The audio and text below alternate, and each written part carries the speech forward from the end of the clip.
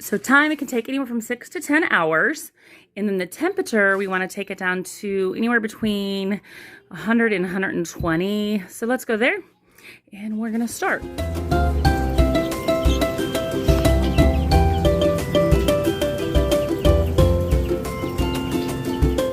Is the bed, isn't it huge, that we will be turning into, well, all the beds are going to be turned into purposeful beds. There will be some beautiful stuff, but all this purposeful stuff. So we did nothing with the bed at the end of last year. Kind of halfway through last year, it was just kind of worn out. And then in the fall, we didn't do much of anything with it. So I'm going to come through here, hopefully this weekend. It's supposed to rain a lot, but I'm going to, like now it's not raining. I could come out, but I'm getting ready to head out. But we have tons of the purple dead nettle. So I'm going to harvest a bunch of that. I've got some stuff there that I have absolutely no idea what it is, but you also see the dandelion. So I'm going to download an app. I'm sure there's one that can help me identify some of these, what most people would refer to as weeds, because most of this is medicinal. And then we're going to figure out what we're going to put here. The bed goes all the way around, and there's a whole other side to that side. I'm not even going to touch that right now. And then there's this bed in the middle where lightning has been living since the fall. So that is my rose bed and my peony bed.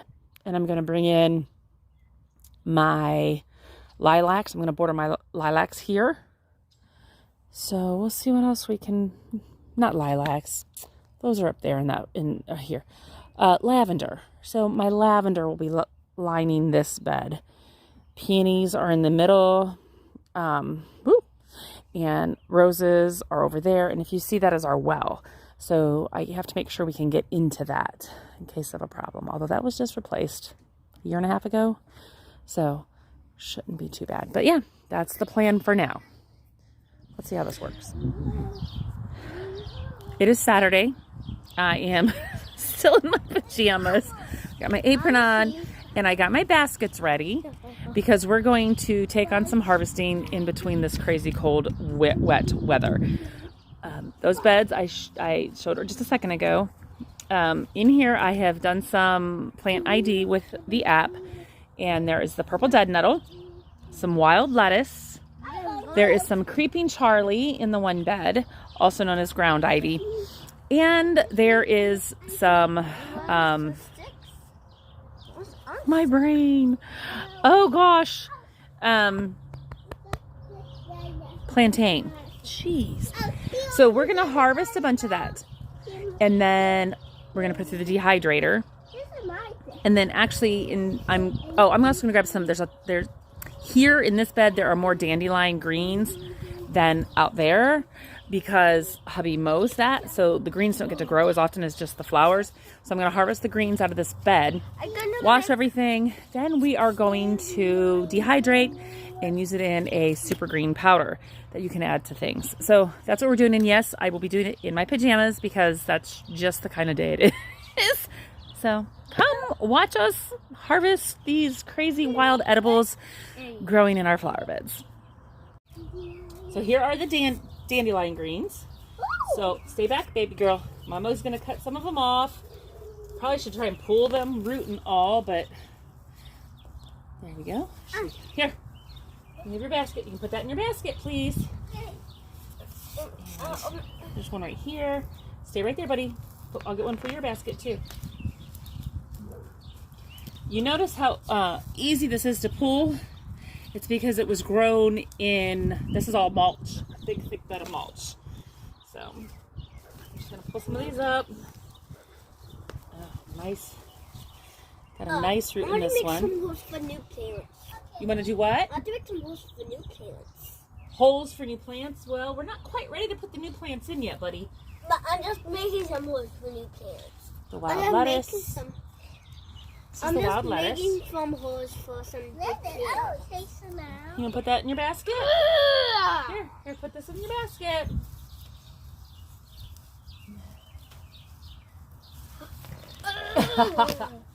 Oh, we didn't get the roots on those.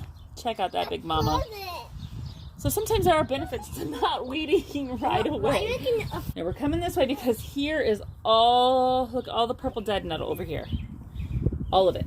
So I'm going to pull a bunch of this.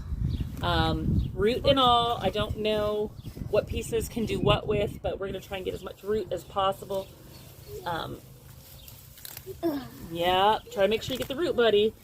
It's kind of hard to do, but not. There we go. Yeah, you got some? Yeah, I got some. Okay, we got to get some root. I'm gonna put them in. Mama, this is mine. Is that your basket? Yeah. Okay. Here's some more, buddy. Now, we're going to need a lot because when you dehydrate, it really, really, really, really shrinks up. Can you put that in your basket? Mama, does one have needles in it? This does not have needles. You just want to get the stuff with the purple flowers on it, okay? Go this way, baby. Come over here. Go get it right there. Got some more lettuce in here. Well, lettuce. I'm making a little pile. Did you get some? Oh wait, maybe I can get this one. There's a lot over there. Here I got some good root on this one. Don't know if it makes a difference. Nice. Now, some things have, watch out baby, some things are tap rooted. And the tap rooted, Hello. Okay.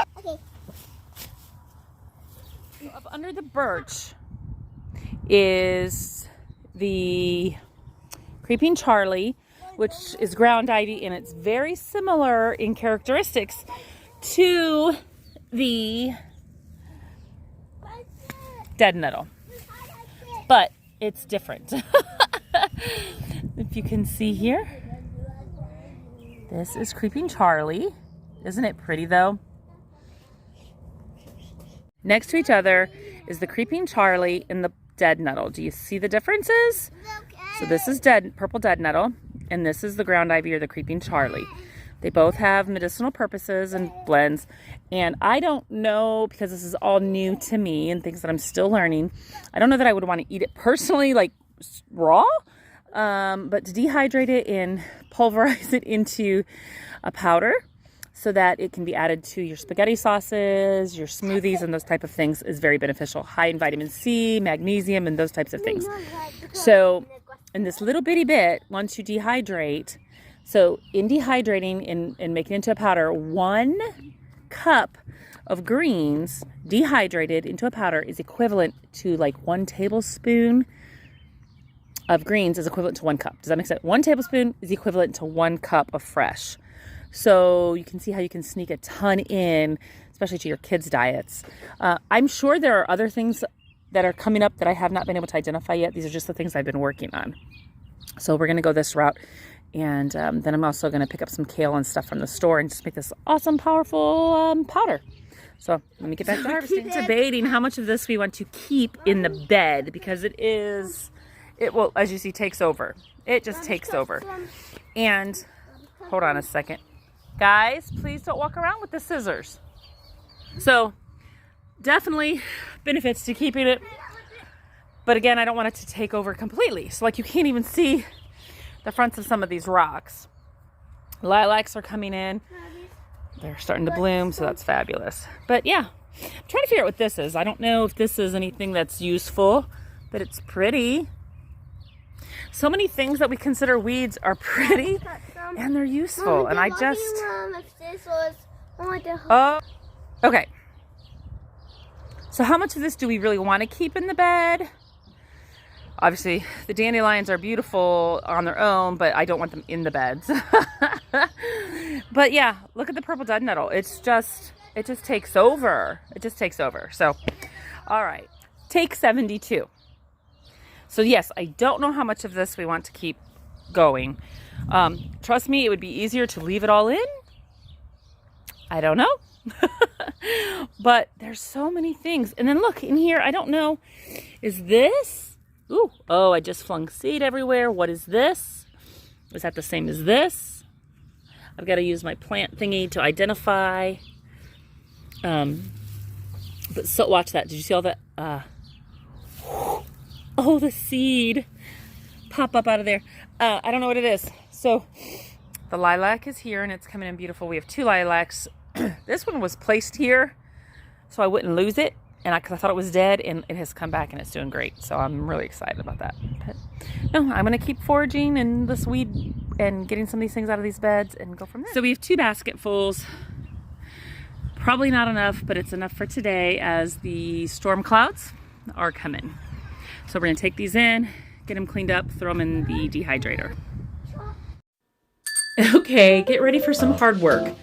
Lots and lots of rinsing. I mean lots. Water and vinegar, lots of rinsing, and lots of spinning. This is the OXO salad spinner. Love it, have had it for years. Has never failed me. More spinning, and more rinsing, and more spinning, and more rinsing, if you kind of get the gist of what I'm telling you. Just keep this going until the water comes out clear, and keep spinning until you get very little water out, like you'll see here. There we go. Still not quite as clear as I want, and I spilt it on the counter, but I'm all wet.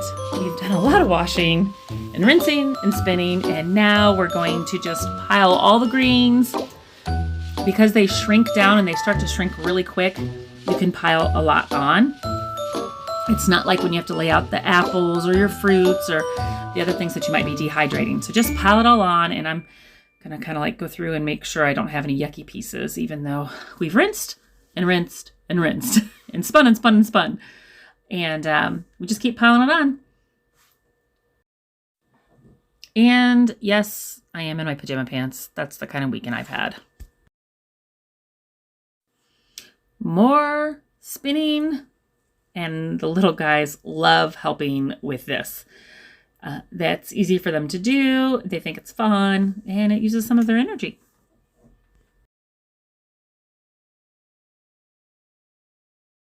So we're gonna put these in here, and because they're overloaded, this takes more shelves than what I have. This takes more shelves than what I'm going to use because I need to make sure there's space and these don't go flying around. There are tricks to keeping them pushed down, but I'm good with this. So I wound up doing 4 trays with big spacing between the 4. So time, it can take anywhere from 6 to 10 hours. And then the temperature, we want to take it down to anywhere between 100 and 120. So let's go there and we're going to start and see what happens.